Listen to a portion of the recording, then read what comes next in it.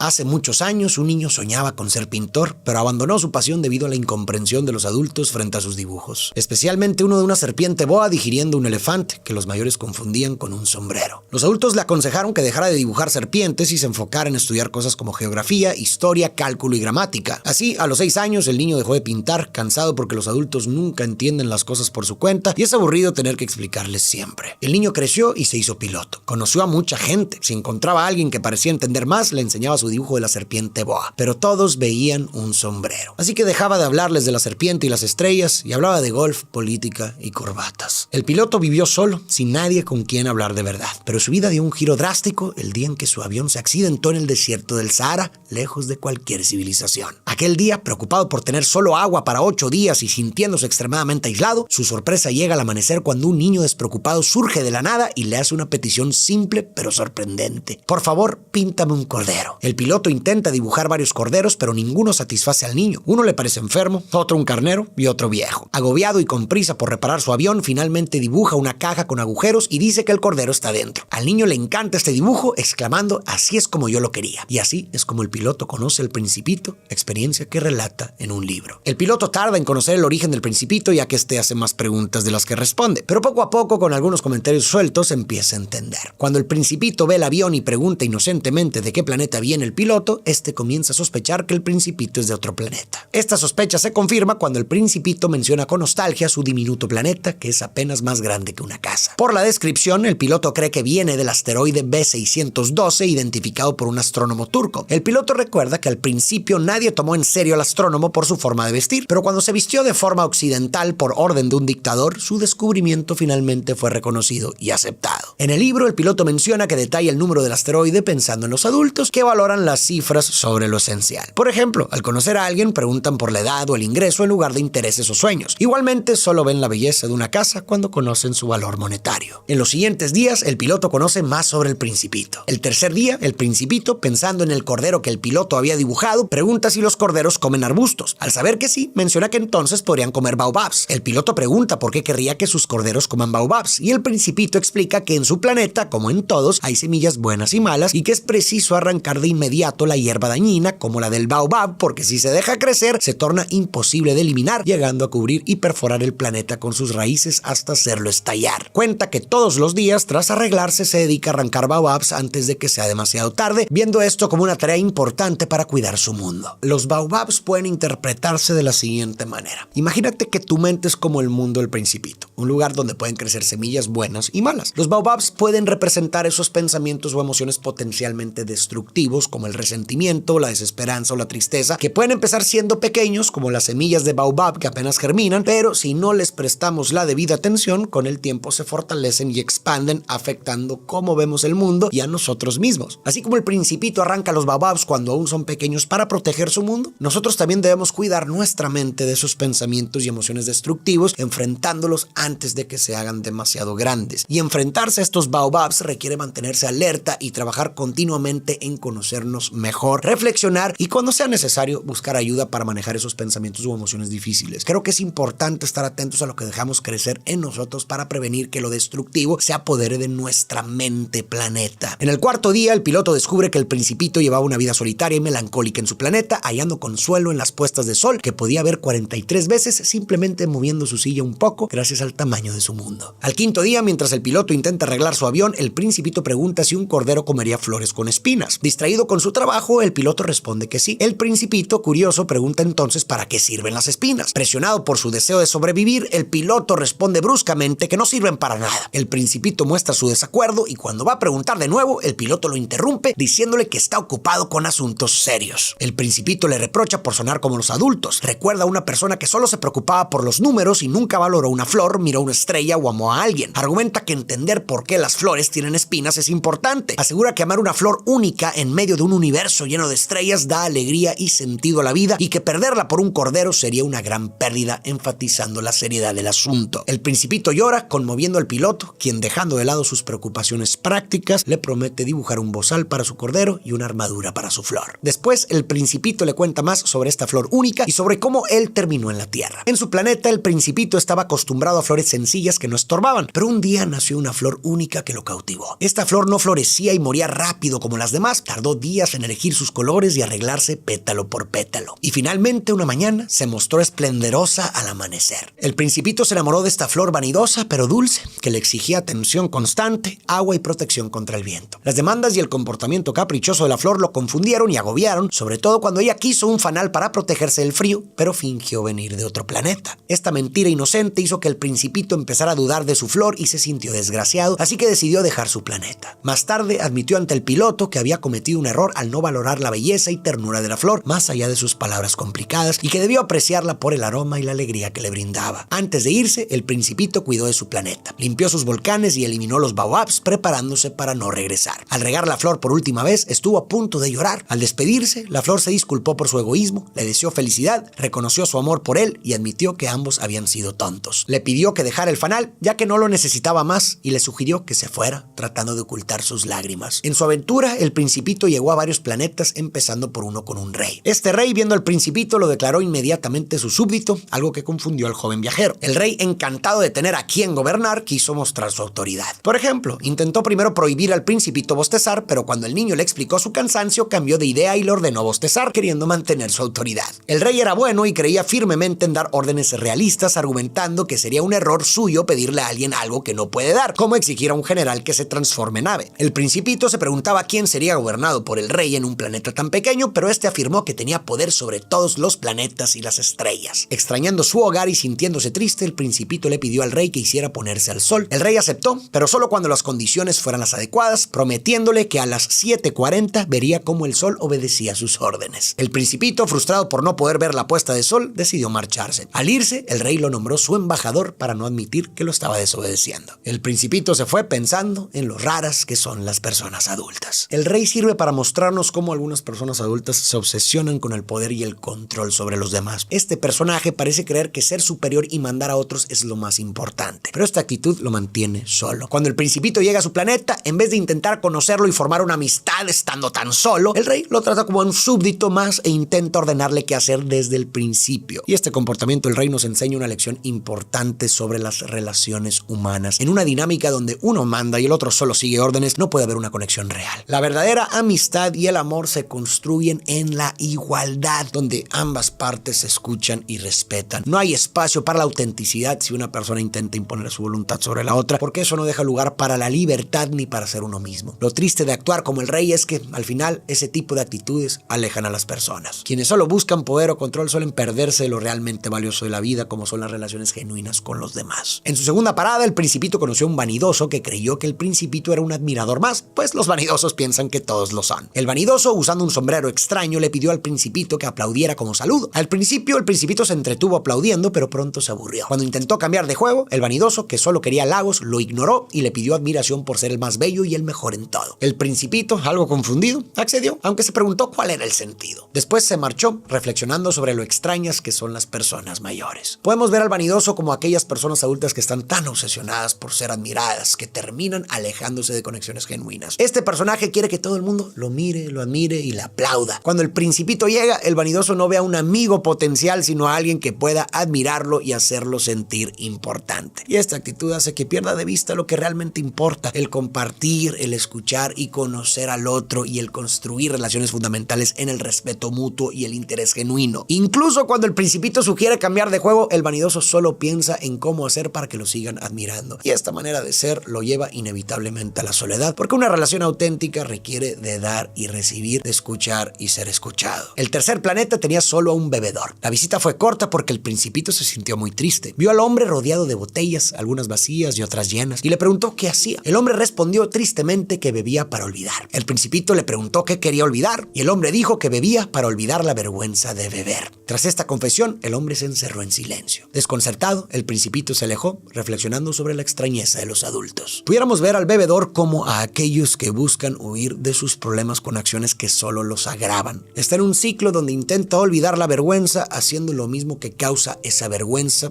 lo que termina aumentando su problema inicial. Esto parece sugerir que tratar de llenar nuestros vacíos o evadir nuestros problemas con malas soluciones o vicios solo los termina amplificando. La idea es que huir o ignorar lo que nos causa malestar no lo soluciona, sino que puede empeorarlo hasta que no decidamos enfrentarlo de verdad. Además, estos hábitos destructivos nos alejan de otras personas y se vuelve más difícil resolver era el problema. Cuando llega el Principito podría haber sido una oportunidad para el bebedor de hablar con alguien, compartir lo que vive o pedir ayuda, pero cuando uno se cierra y se resigna a sus vicios, resulta muy difícil conectar con otros y encontrar buenas soluciones. Por otro lado, también podemos ver en el bebedor un reflejo de muchas personas que sienten vergüenza por ciertas conductas que tienen y por ello se cierran a compartirlas con otros, porque les da vergüenza y piensan que van a ser juzgados. Y si tú eres una de estas personas o conoces a alguien en una situación como estas, tienes que entender que hay muchísimas personas, especialmente profesionales, que no van a juzgarte por tu condición, pero solo pueden ayudarte si te abres con ellos. En el cuarto planeta, el Principito encontró un hombre de negocios muy ocupado contando estrellas, alegando que le pertenecían. La última vez que lo habían interrumpido había sido hace 11 años. Estaba tan concentrado en su conteo que hasta había olvidado lo que contaba. Aunque el Principito lo saludó, el hombre lo ignoró porque estaba más interesado en sus cálculos, asegurando poseer 501.622.631 estrellas para ser rico y poder comprar más estrellas. El Principito comparó su lógica con la del bebedor. Luego preguntó cómo alguien podría poseer estrellas, y el hombre afirmó que, al haberlas reclamado primero, eran suyas. Y ante la pregunta de qué hacía con ellas, el hombre dijo que las contaba, escribía el número en un papel y las guardaba en un banco. Según él, era un trabajo difícil, pero se consideraba a sí mismo como alguien muy serio. Sin embargo, para el Principito lo importante era muy diferente. Contó que tenía una flor a la que regaba todos los días y poseía 3 volcanes que limpiaba regularmente, actividades que veía útiles para ellos, por lo que tenía sentido ser su dueño. En cambio, veía sin sentido que un hombre de negocios afirmara poseer estrellas sin beneficiarlas en nada. El hombre de negocios no supo qué decir. El Principito entonces dejó ese planeta, reflexionando sobre lo incomprensibles que le resultaban los adultos. El hombre de negocios muestra cómo la obsesión por acumular riquezas y posesiones puede alejarnos de lo realmente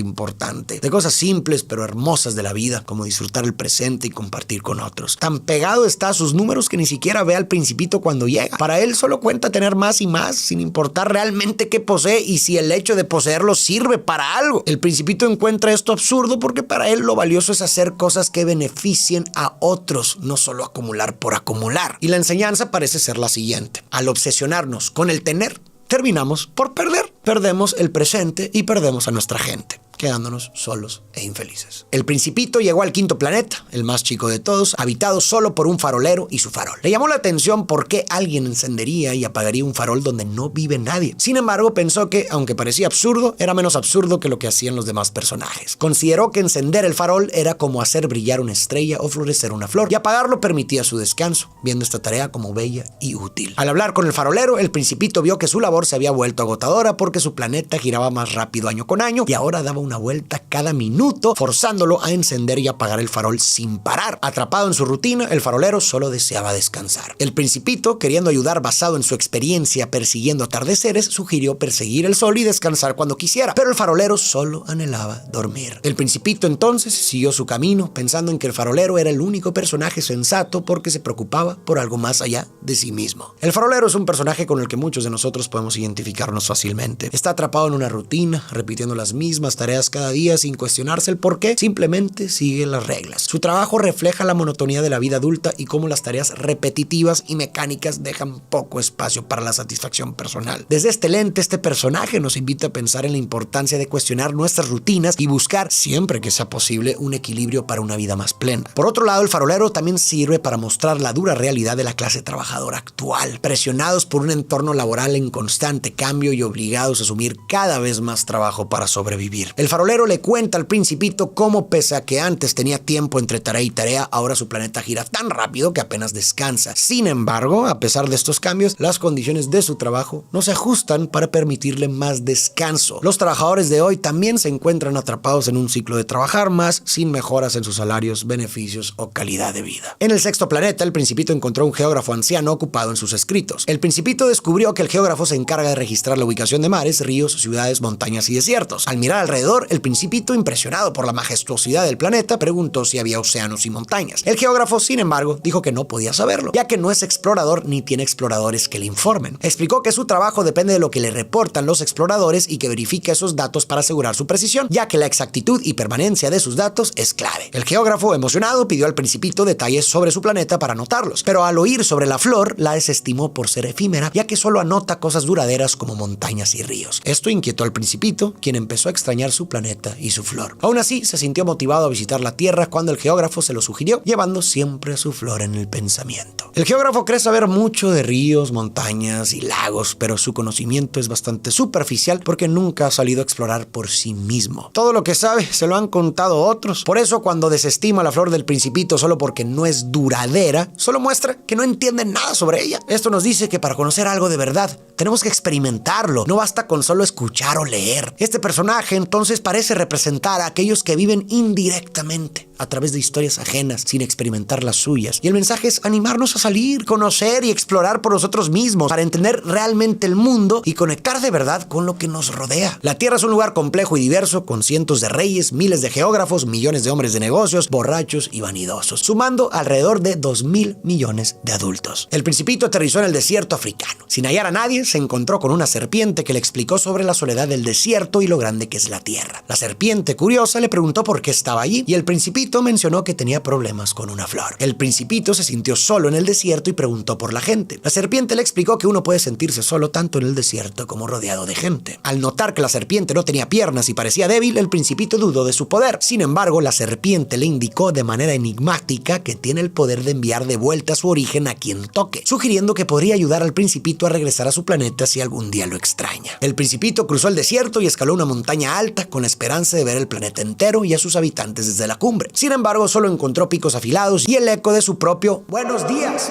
Al intentar conversar con el eco y recibir solo sus palabras de vuelta, concluyó que el planeta era extraño y árido, y criticó a sus habitantes por carecer de imaginación al solo repetir lo que escuchaban. Después de recorrer desiertos, montañas y nieves, el Principito llegó a un jardín lleno de rosas igualitas a la suya, lo cual lo sorprendió y entristeció. Había creído que su flor era única en el universo, según le había dicho ella, y al encontrar miles de rosas iguales, pensó que su rosa no era tan especial, ni él tan importante por tener solo una flor común y 3 volcanes pequeños. Esta idea lo afligió tanto que se puso a llorar. Entonces, bajo un manzano, el Principito se encontró con un zorro al que invitó a jugar. Sin embargo, el zorro le explicó que no podía porque no estaba domesticado. Al preguntar qué significaba domesticar, el zorro le dijo que era crear lazos especiales. Le explicó que, sin domesticar, el Principito era solo un niño más para el zorro y no lo necesitaba. Igualmente, el zorro era solo uno más entre miles para el Principito y no le era esencial. Pero si el Principito domesticaba al zorro, entonces se volverían importantes el uno para el otro. El Principito se convertiría en único para el zorro y el zorro sería único para el Principito. El Principito entonces se dio cuenta de que su flor lo había domesticado. El zorro agregó que solo se conocen bien las cosas que se domestican y que los hombres ya no tienen tiempo de conocer nada. Lo compran todo hecho en las tiendas, y como no hay tiendas donde vendan amigos, los hombres ya no tienen amigos. Luego el zorro le pidió al Principito que lo domesticara, queriendo cambiar su vida rutinaria y soñando con que el trigo, que le era indiferente hasta entonces, ahora le hiciera recordar el cabello dorado del Principito. Al preguntarle cómo hacerlo, el zorro dijo que se necesitaba paciencia. El Principito debería comenzar sentándose un poco lejos de él y acercarse gradualmente cada día. También le subrayó la importancia de los rituales, como encontrarse a la misma hora, diciendo que estos preparan el corazón, lo hacen feliz y convierten lo común en algo único, haciendo que los días y las horas sean diferentes. Así, el Principito domesticó al zorro, y cuando llegó la hora de despedirse, el zorro se entristeció. El Principito le recordó que fue su decisión de ser domesticado, a pesar de saber que traería tristeza, y el zorro reconoció que la tristeza era un pequeño precio por la belleza del trigo que ahora le recordaría al Principito. Amar es abrir nuestro corazón aún sabiendo que el adiós dolerá. Aunque suene triste, esto hace que cada abrazo, cada risa compartida y cada momento que compartimos valga tanto. Si no hubiera despedidas, ¿cómo sabríamos lo importante que son las personas para nosotros? La certeza implícita de que no durará para siempre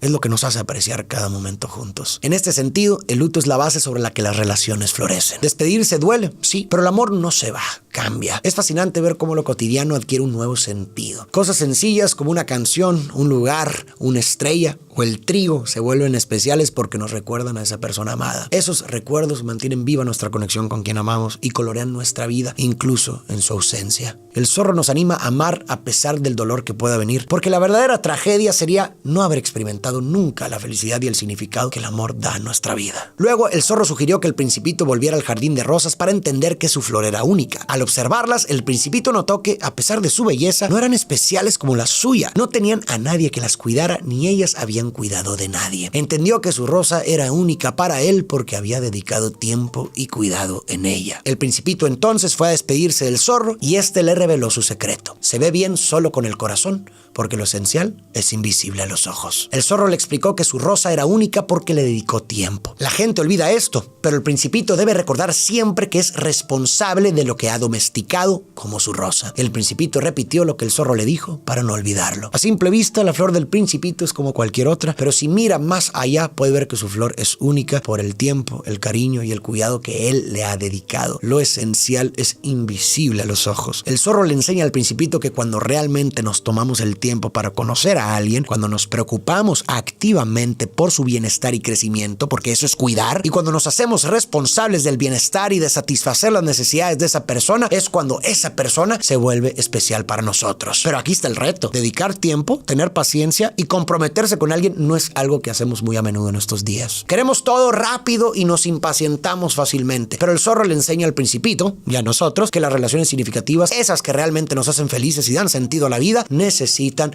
tiempo, esfuerzo y atención constante. Las relaciones no se sostienen por la intensidad de ciertos momentos, sino por la consistencia, por la suma de los rituales particulares de cada relación. Y aunque parezca mucho pedir, es justamente esto lo que las hace tan especiales y valiosas. El Principito continuó su viaje y encontró un guardavía, y al ver los trenes ir y venir rápido, preguntó por qué todos tenían tanta prisa. El guardavía le contestó que ni los conductores de los trenes sabían la razón. El Principito sugirió que quizás la gente buscaba cambiar de lugar porque no estaban contentos donde estaban, y el guardavía estuvo de acuerdo en que nadie estaba realmente satisfecho. Al pasar otro tren, el Principito cuestionó si esos viajeros buscaban alcanzar a los primeros, pero el guardavía dijo que no buscaban nada en particular. El Principito concluyó que solo los niños saben lo que quieren, apreciando cosas simples como una muñeca de trapo, a diferencia de los adultos que parecen buscar constantemente algo inalcanzable. Después, el Principito encontró un comerciante que ofrecía pastillas que evitaban la sed. Este comerciante decía que con esas pastillas la gente no necesitaría parar a beber agua, ahorrando así 53 minutos a la semana. El Principito reflexionó que si tuviera esos minutos extra, los usaría para ir despacio hacia una fuente de agua fresca. Hoy en día vivimos obsesionados con hacer todo rápido y ser productivos, y nos olvidamos de valorar las cosas sencillas de la vida. Aquí el Principito nos recuerda que lo realmente importante a veces está en esos pequeños momentos que algunos podríamos ver como sin importancia. Este acto de tomarse un momento para beber agua va más allá de quitarnos la sed. Es una oportunidad para hacer una pausa, de estar realmente presentes y apreciar lo que está a nuestro alrededor. Y esto nos lleva a preguntarnos si la felicidad y el progreso se encuentran realmente en hacer más cosas rápidamente o en saber apreciar y vivir plenamente cada momento. Quizás sea hora de desacelerar y permitirnos hacer pausas y volver a encontrar la alegría en lo simple. El piloto interrumpe el relato del Principito, siendo el 8º día de su aterrizaje en el desierto y habiéndose quedado sin agua. Ambos buscan un pozo, a pesar de las dudas del piloto sobre encontrar uno al azar en la inmensidad del desierto. Tras 2 horas de marcha y con la llegada de la noche, se detienen bajo el cielo estrellado. El Principito menciona que las estrellas son bellas por una flor que no se ve y que el encanto del desierto viene del pozo escondido en él. El piloto, recordando su infancia en una casa que se decía que albergaba un tesoro oculto, entiende que la belleza de las cosas radica en lo que no se ve. Mientras el Principito se adormecía, el piloto lo carga y se pone en marcha nuevamente. Y al amanecer, finalmente encuentran el pozo. El pozo parece de pueblo, aunque no había ninguno cerca. Todo estaba listo: roldana, balde y cuerdas. Al usar la roldana y hacerla gemir como una veleta vieja, el Principito comenta que han despertado al pozo y que éste canta. Luego, el niño expresa su deseo de beber de esa agua, y al hacerlo con los ojos cerrados, el piloto entiende lo que realmente buscaba el Principito. Esta agua era más que un alimento, era un regalo nacido de la noche bajo las estrellas, del canto de la roldana y del esfuerzo del piloto. Aquí el Principito sigue enseñándonos que el valor de las cosas no está en cómo se ven o para qué sirven al momento, sino en los sentimientos y el trabajo que ponemos en ellas, en lo que no podemos ver. El agua que beben no es solo agua, es el resultado del esfuerzo del piloto y del Principito por conseguirla y de la magia del momento en que están. Eso es lo que la hace tan valiosa. El Principito reflexiona que los humanos buscan algo en muchas rosas sin hallarlo,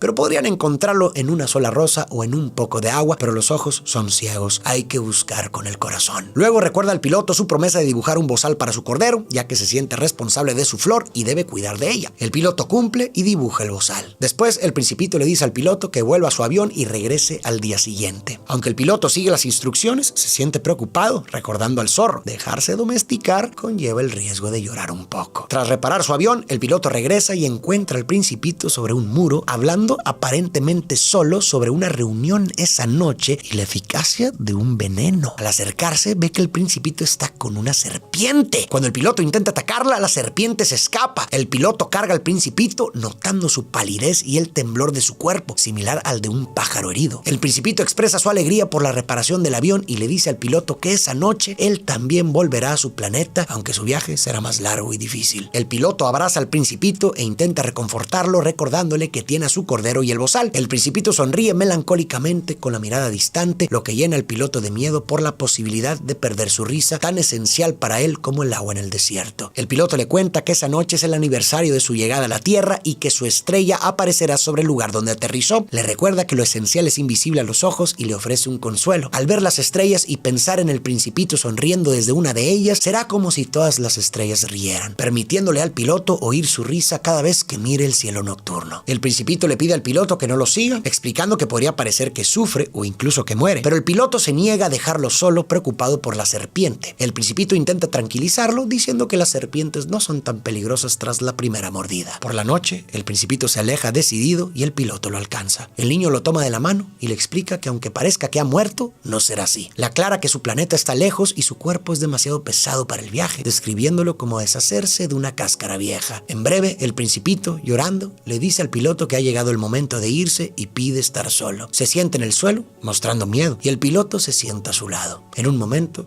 el Principito se levanta y da un paso adelante. De repente, brilla un destello amarillo en su tobillo y cae silenciosamente, como un árbol que se desploma suavemente sobre la arena. El piloto finalmente deja el desierto y al reunirse con sus compañeros, estos se alegran de verlo con vida, pero él está triste. 6 años después, mientras escribe su historia, confiesa que aunque con el tiempo su dolor ha disminuido, aún siente tristeza. Cree firmemente que el Principito regresó a su planeta, pues al día siguiente su cuerpo había desaparecido. El piloto disfruta oyendo las estrellas porque suenan como la risa del Principito, pero le preocupa haber olvidado dibujar una correa al bozal del cordero del Principito, temiendo que pueda dañar su flor. Vacila entre confiar en el cuidado del Principito y el miedo a un descuido fatal. Este dilema lo hace pasar de la alegría a la tristeza, y ahí radica el gran misterio. El mundo no cambia si en algún lugar remoto un cordero se ha comido o no a la flor, pero para quienes quieren al Principito, todo cambia, aunque esto escape al entendimiento adulto. En su libro, el piloto retrata el lugar de la llegada y partida del Principito como el más bello y triste a la vez, animando a los lectores a estar atentos si encuentran a un niño risueño de cabello dorado en el desierto. Les pide ser amables con él y que le avisen si ha vuelto, para no sentirse tan triste. El Principito nos invita a redescubrir las verdades sencillas de la vida que solemos olvidar al hacernos adultos. A menudo, cuando crecemos, nos centramos en lo material y lo pragmático y nos olvidamos de la imaginación,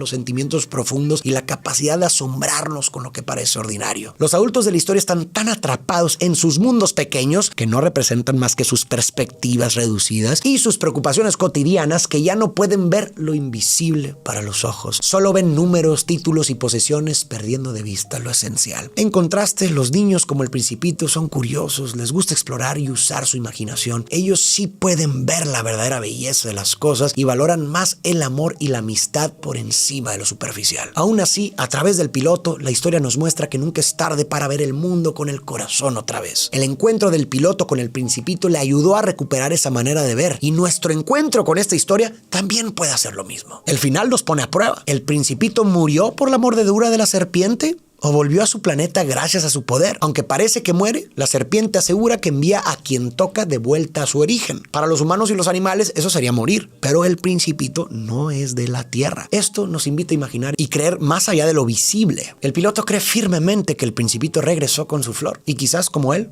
podemos elegir ver más allá de lo obvio.